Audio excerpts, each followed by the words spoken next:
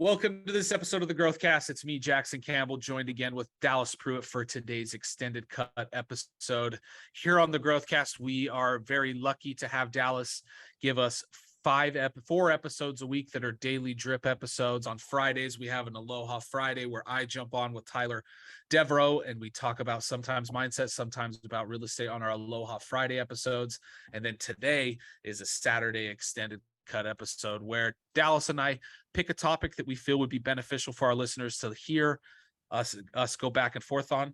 And that's what we do here on these Saturday episodes. And one thing that's really important about on these Saturday episodes that we like to pull out is actionables, right? Dallas and Tyler give so many good tips and tricks and advice on how to do things. And then on these episodes, just like on every episode, we're really trying to pull out actionables that we can implement in our daily lives to help us become better and grow more. Dallas, thank you for being here with us today. Today, the topic is going to be 3 things to budget wisely. I'm going to turn it over to Dallas so he can kind of give us a little bit of an intro, a little bit of background on that topic today. Yeah, Sweet. Go ahead. So Tyler and I are flip-flopping seats. We're going to be talking finances today. No, I'm teasing. We're not talking finances. We're actually talking your mental currency. So when we talk about budget here, we're talking about mental currency. And I wanted to give everybody an acronym to remember.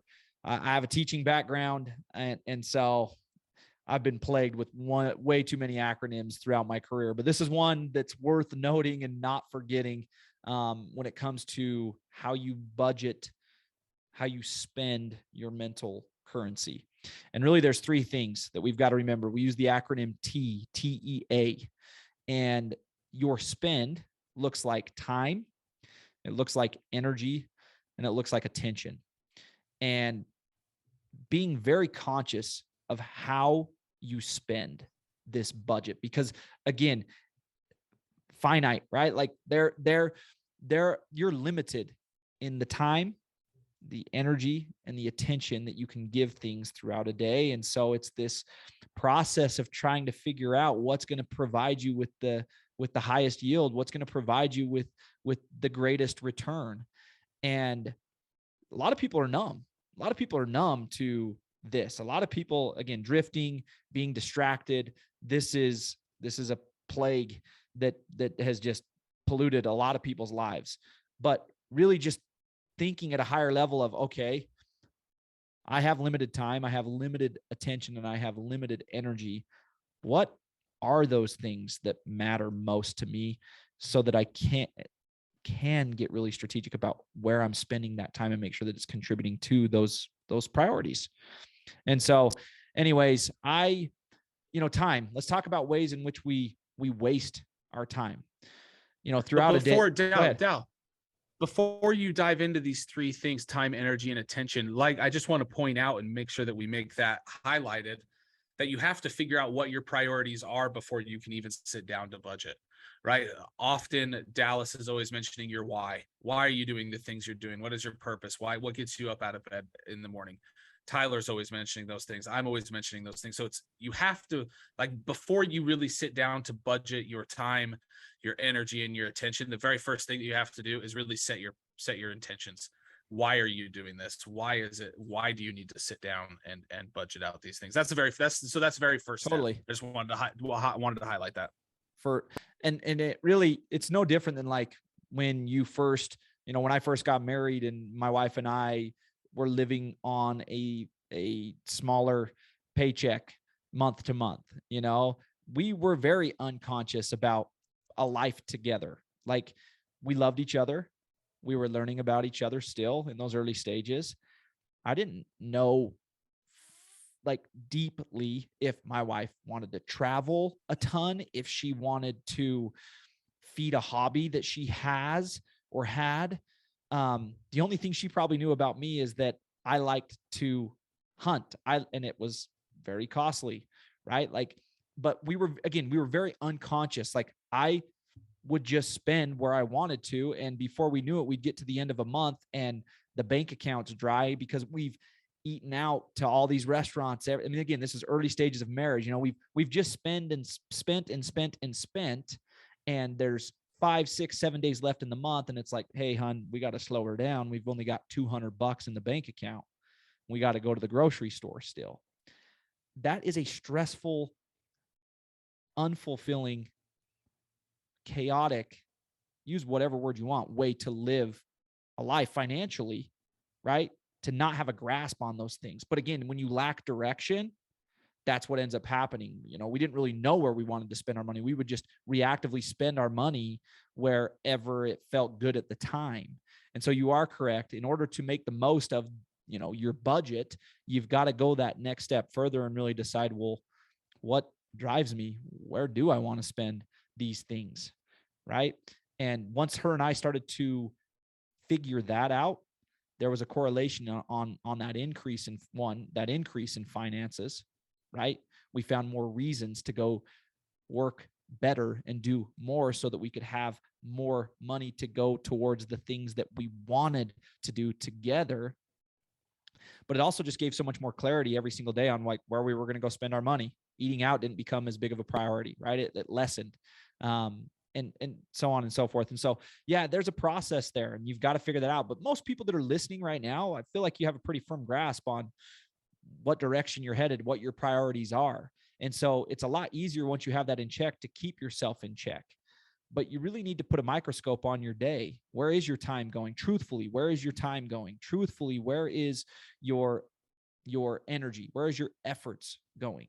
Right? For example, everybody faces obstacles. How much time do you spend a day focusing on the obstacle?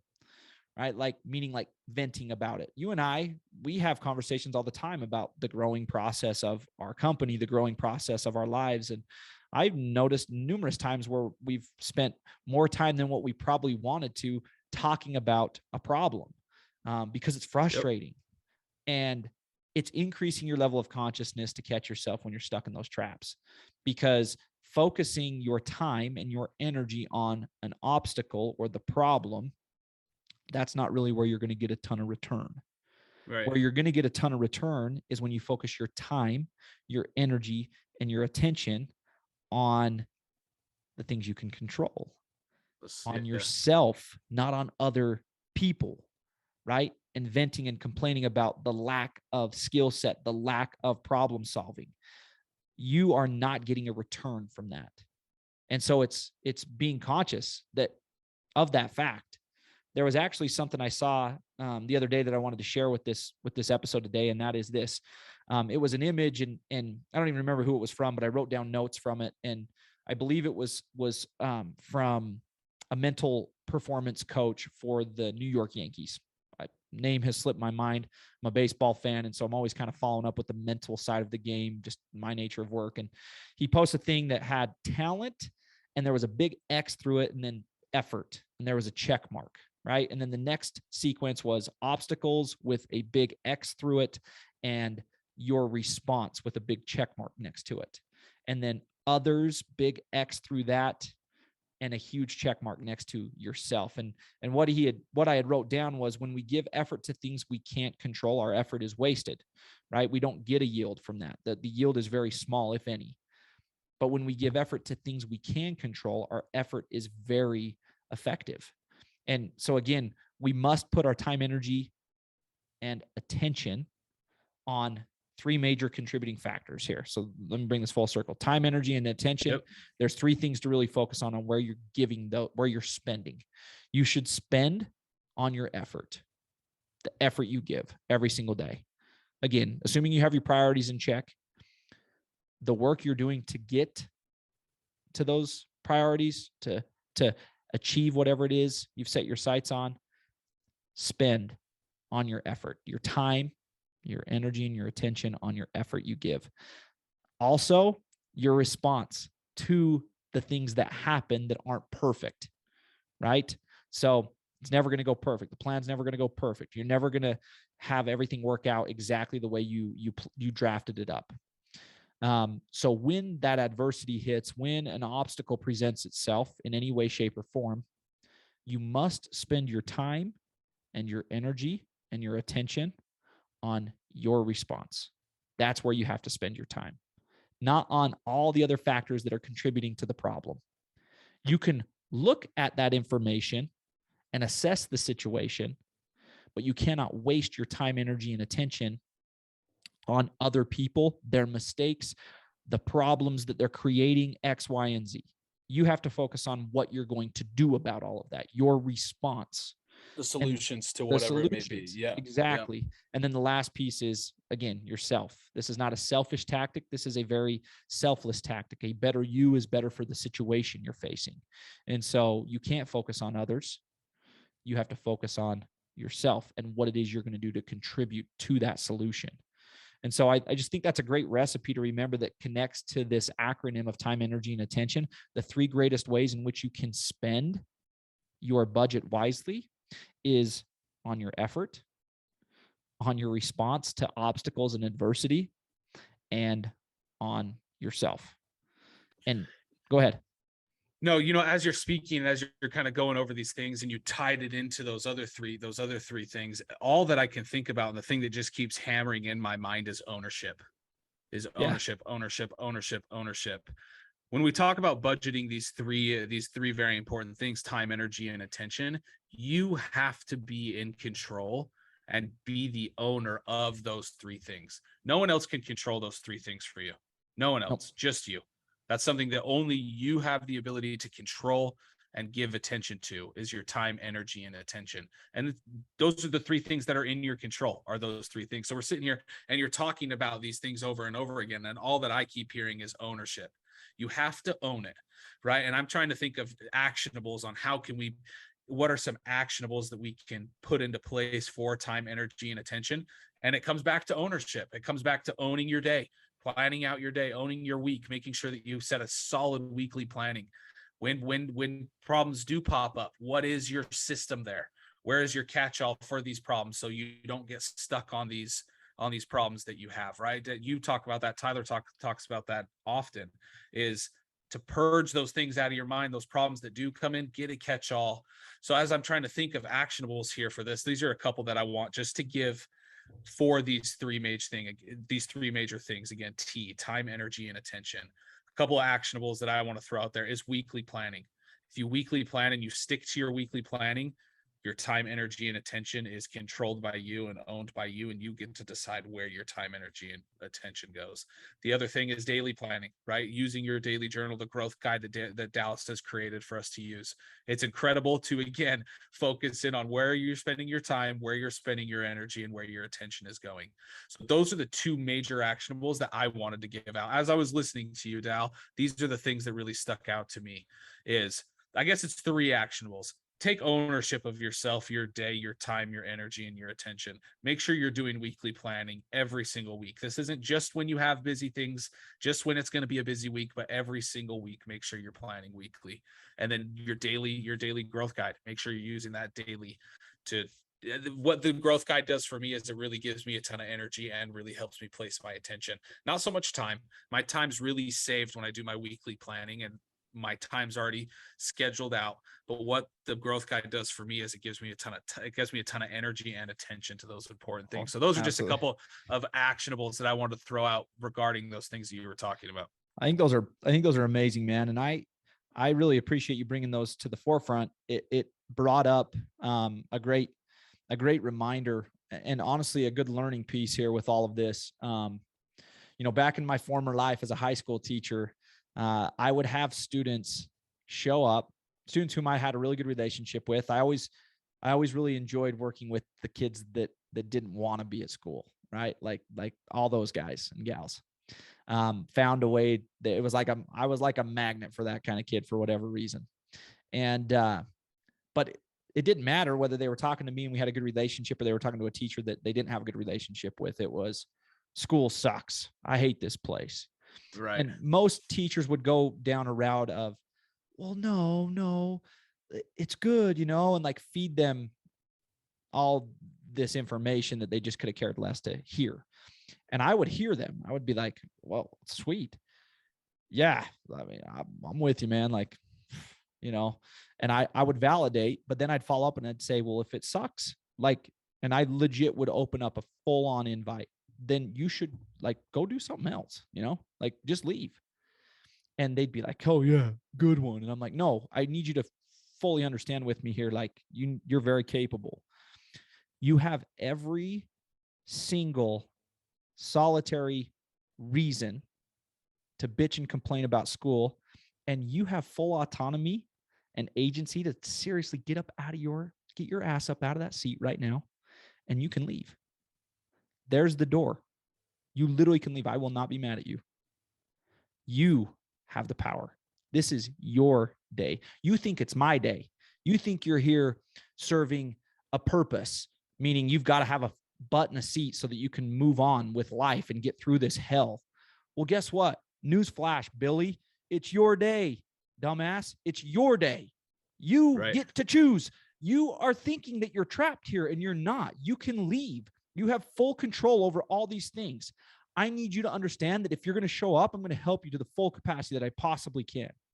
And I'm going to do everything in my power to make sure that you understand it's your day. But I'm not going to teach you all this shit. I'm not going to teach you all this stuff that you don't want to hear, because you can't even quite fully grasp and understand that you get to choose all of this. You get to be here, meaning you get to choose to be here. You think the victimitis has already set in, bro, right? That early on. And that's the way we're built. That's the environment we have to navigate. So it's no wonder as adults, we struggle because we feel like we have to do things. You don't have to be at that W-2 job right now. You could get your ass up and you could walk out right now. You don't have to show up for your family every day. You don't have to do any of that stuff. You literally get to do whatever the hell you want. There's just consequences that come with our actions. And when you increase your consciousness about those facts, and you start to really grasp time, energy, attention, where's it going? Where's that flowing to? What's it creating? Is it creating a living hell for me? Or is it creating an environment where I can thrive? Do I need to shift some priorities? Right? And so as you were talking, that was something that really got magnified in my mind, but it wasn't just that. Let me take it a step further as we wrap this thing up. It wasn't the student. It was the adult. It was the teacher. Hey, how's it going, Mr. Jackson? Oh, solid, Mr. Pruitt. Just another day in paradise, sipping on my soda, limping down the hall because I'm so miserable and I hate my freaking life. Guess what? It's your life and you created it. Whether you're conscious about that or not, mother effer, you freaking created that life. And I apologize for yelling into the microphone. I was quite close there. But it's your life. Mr. Jackson, it's your life. If you don't want to be here, the door's right over there. Yes, there's consequences. You have a family to support. Why don't you flip it and take pride in the fact that you showed up to work and you're doing a great job providing them with means. And if you have other things that you'd like to do, well, quit being scared that you're not capable of doing those things. Start spending your mental currency a little more wisely. Use your time, your energy, and your attention to your greatest capacity. It is a huge asset you have, but somewhere along the lines, we've lost consciousness that those things are within our control. And so hopefully those two examples such a great reminder can help everybody make a change in their life to know that those three things are fully in your control. But again, if you have not prioritized your life correctly, it's going to be really difficult. You're going to continue to stay in that victim status. You're going to continue to feel like you're a prisoner in your own day and in your own life. But again, newsflash, reminder, it is your day. It is your life. You have time, energy, and attention all on your side. Go make the most of them and let time just work its magic. Great things don't just happen overnight. Great change doesn't just happen overnight. But don't bitch and complain about the work required to get there. Just own the fact that it is your day, it is your life, and you can make those changes. And you have be grateful that you have. Be grateful that you have that time, energy, and attention that you can give to it. Yep. Yeah, and that you've chose to do that. Yeah, absolutely. Dallas, thank you so much, man. I think those two examples really drove it home for me, as I know they probably did for the listeners as well, is that we ultimately are in control. We have the ownership of our time, energy, and our, what was the third thing? The attention. Time, energy, and attention. We have the control of that. And if you're not happy with where your time, energy, and attention is going, only you get to decide that, and only you get to change that. So change it. Start making those changes to give yourself ultimately a better and a happier life, and a better and a and a more strategic way to grow to become that best person that you want to be. So Dallas, thank you so much, man. Thank you so much for your time, your efforts, your energy, and your attention for the podcast, man. I'm so grateful. I'm so grateful for you Absolutely. and the time you put into these. So thank you so much, my man. Is there anything else you wanted to say as we wrap up here on these? Yeah, we'll just loop it back up with that last piece, which is when we give effort to the things we can control, our effort is very effective. And so just remember that as you continue forward with today's episode. Awesome. Dallas, thank you so much, man. For all of our listeners, thank you for listening. Please do not forget to give us a rating and a review if you haven't done so yet. And again, the only price that we ask you to pay is to share this episode that you think of with somebody that you think could benefit. Dallas, thanks again for your time. Thanks again for everybody for listening. Have a great rest of your day. Take care, y'all.